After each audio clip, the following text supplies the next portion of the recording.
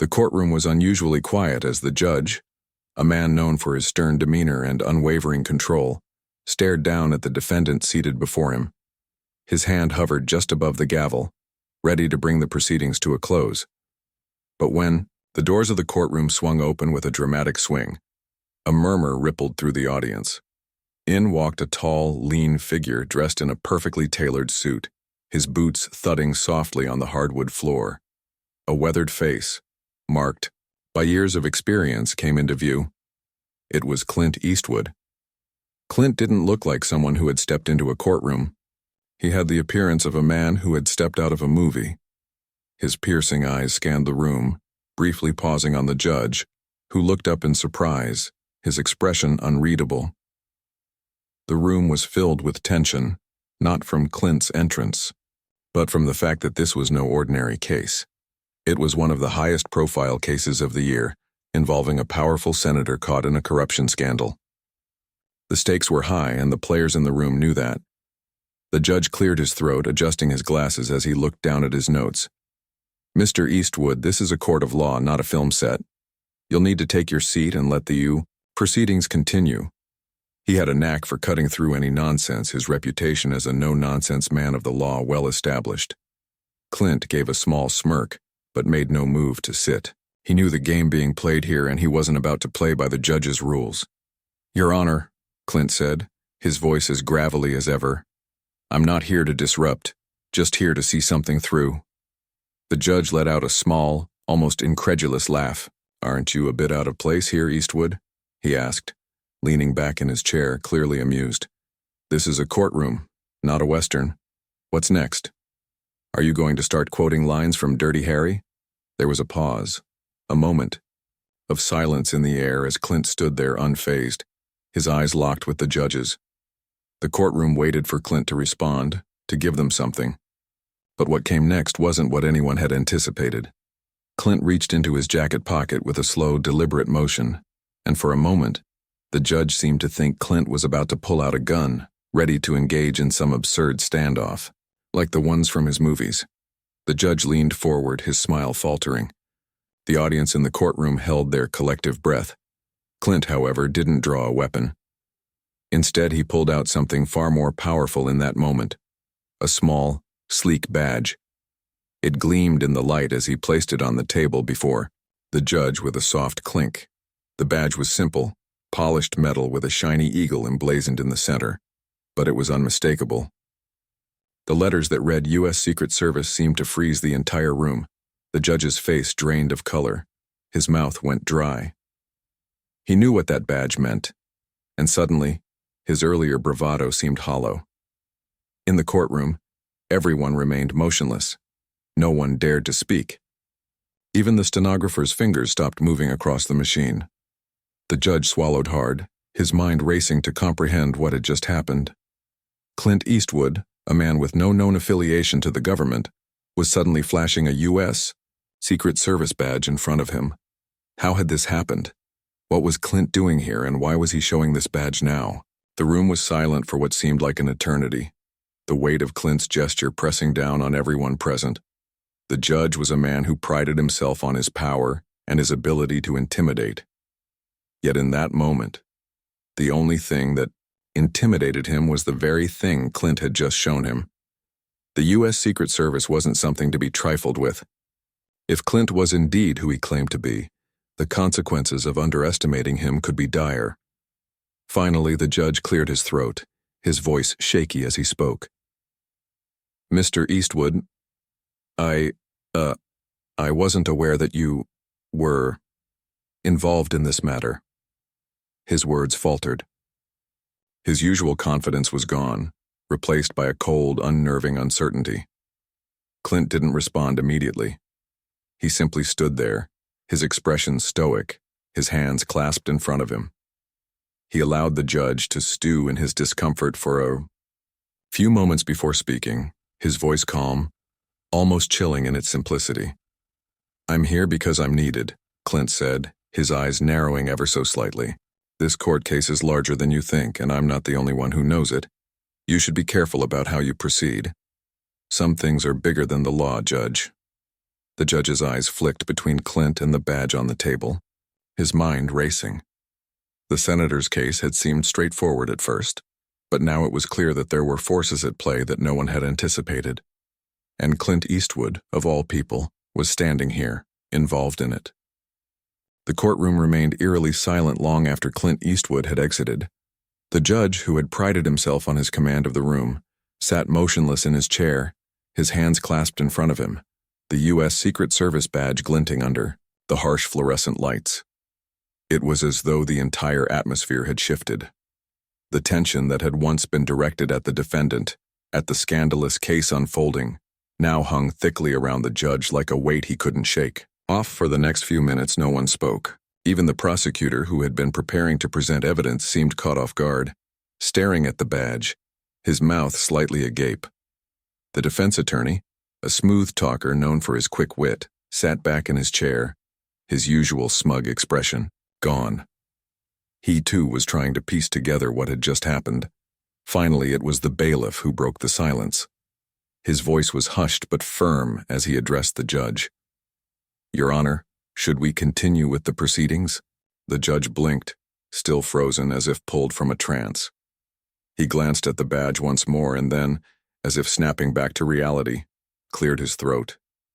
"Yes, of course," he muttered, though his words were tinged with uncertainty. "Proceed. But proceed with caution." His eyes briefly flicked over to the prosecutor, whose brows furrowed in confusion. But the bailiff had already moved forward, signaling the next phase of the case. The senator at the center of the corruption scandal, who had been sitting quietly, now seemed to shrink in his seat, his face pale. He had heard the whispers of Clint's involvement, rumors circulating about the actor's alleged ties to government agencies, but he never thought it would become real. Now, with the Secret Service badge on display, the reality of Clint's presence in the courtroom took on a new ominous weight. As the trial resumed, the usual back and forth between defense and prosecution seemed to lose its usual sharpness. The lawyers, knowing that something had shifted, moved carefully, no longer with the same confidence they'd carried earlier.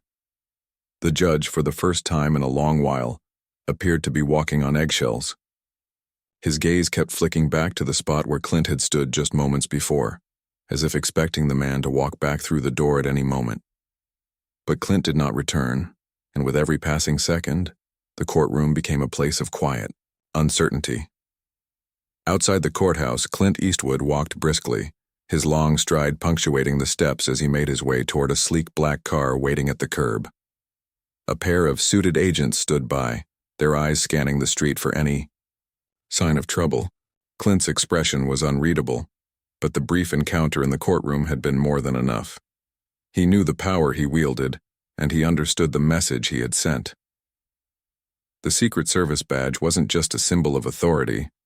It was a reminder that some matters transcended ordinary law, that certain actions required a different kind of intervention.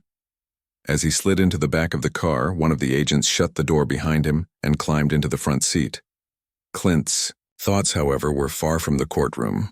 His mind was focused on the senator, the case at hand, and the political machinations that had been set into motion long before the trial even began. This wasn't just about corruption, it was about something deeper, something that involved far more than the men and women who sat in that room. The stakes were higher than they could ever understand. "Do you think the judge will proceed cautiously?" the agent asked as he started the car and pulled away from the curb, his tone neutral yet curious. Clint leaned back in his seat, his fingers tapping lightly against his knee.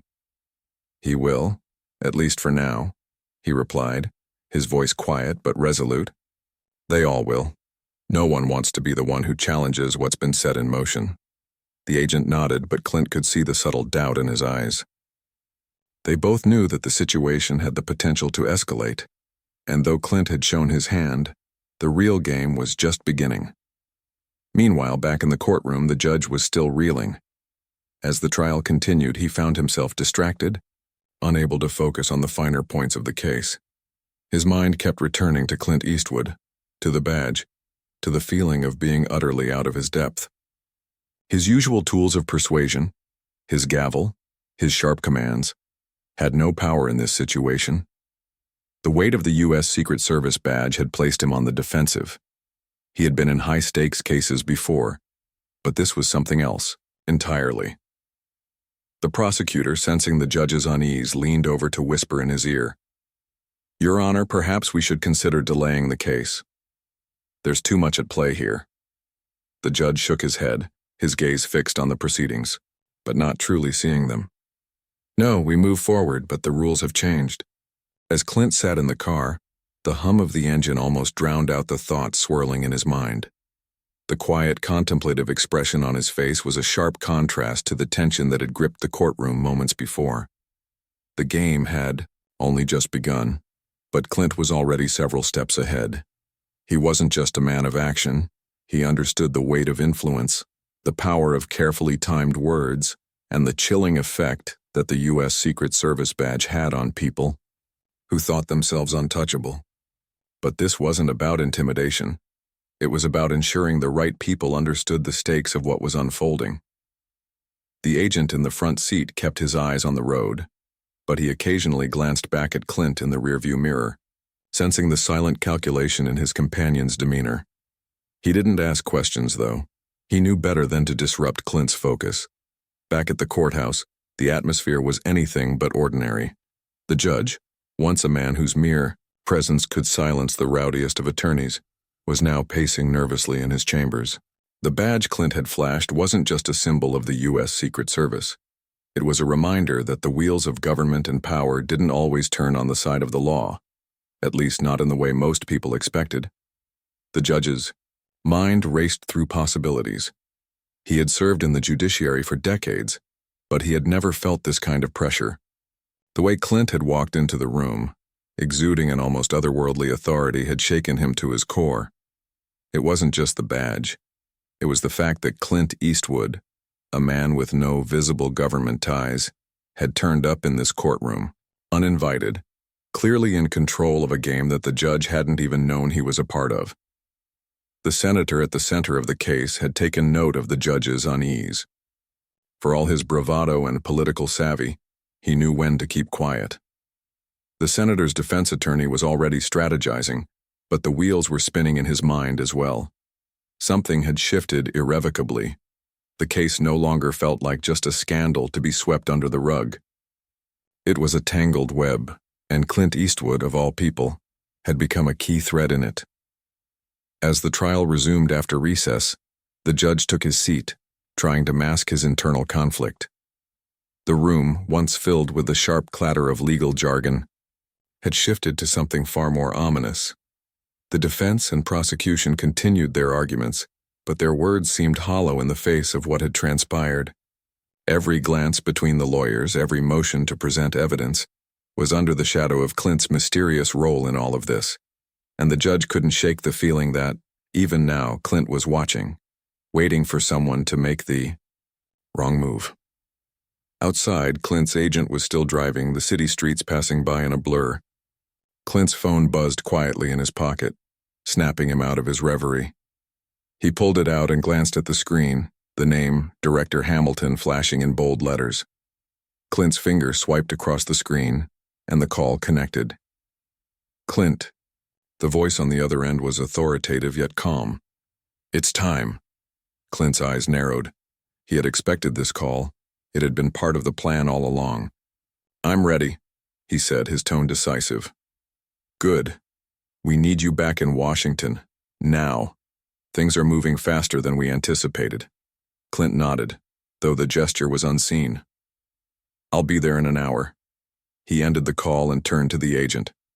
"We're heading to D.C., he said, his voice leaving no room for argument. As the car veered toward the airport, Clint's mind began to process the bigger picture. The senator, who had once been untouchable, was now in a precarious position. The corruption case was only a part of something much more significant. The real power lay beneath the surface, hidden in plain sight. And Clint, through his subtle intervention in that courtroom, had already set things in motion. Now it was time for the next phase. Back in the courtroom, the judge was still reeling from the morning's events. He had called for a brief recess, needing a moment to collect his thoughts. The trial's pace had slowed, and the air was thick with unanswered questions. His mind was no longer on the law but on Clint Eastwood and the mysterious forces he had unwittingly brought into the fold. The senator's defense attorney approached the bench, his steps hesitant as he tried to gauge the judge's mood. "Your Honor," he began, his voice low, "we'd like to file a motion for a mistrial." The judge looked up sharply, his eyes bloodshot from lack of sleep. The motion wasn't entirely unexpected.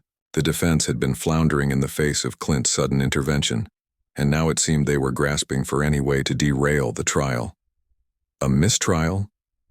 The judge's voice was flat, almost robotic. And what, exactly, would be the grounds for such a request? The day dragged on, the courtroom still heavy with the aftershock of Clint's unexpected appearance and the lingering presence of his Secret Service badge. The judge, despite his best attempts to regain control, couldn't shake the sense that everything was slipping from his grasp. It wasn't just the case that had thrown him off balance. It was the realization that he was no longer in charge. Clint Eastwood had effectively turned the tables on him, leaving him with nothing more than the facade of authority. In the pit of his stomach, the judge felt the unease grow. He knew that even if the trial resumed, it would never be the same again. As the afternoon wore on, whispers filled the hallways outside the courtroom. Lawyers, aides, and reporters gathered in small huddles discussing Clint's presence, the badge, and the cryptic words he'd spoken. No one knew what to make of it. Some said he had connections in high places, others whispered about his mysterious ties to intelligence agencies, but the truth was that Clint Eastwood was an enigma, a man who had always been more than just a Hollywood legend. He had become an icon of power, a symbol of something larger than anyone had ever dared to understand. Meanwhile, Clint's private jet sliced through the sky, bound for Washington, D.C. He sat in the back, his mind focused on the task ahead. There were layers to this situation that no one had yet uncovered, but he wasn't in a hurry to reveal all the cards. He knew that rushing would be a mistake. He had been down this road before. Timing was everything, and he would take each step with the precision of a man who knew the stakes. The next few hours would determine everything. His phone buzzed again. This time it was a different name. Director Hamilton. Clint had worked with Hamilton for years, and he trusted him implicitly.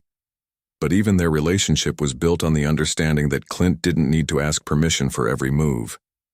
The director knew this as well, which was why his messages were usually short and to the point. Clint read the message aloud, his voice calm but serious. "We need to make the next move now. The senator has already been contacted by his people. The pressure is mounting." Clint tapped a finger against the armrest of his seat, reflecting for a moment. The senator's people.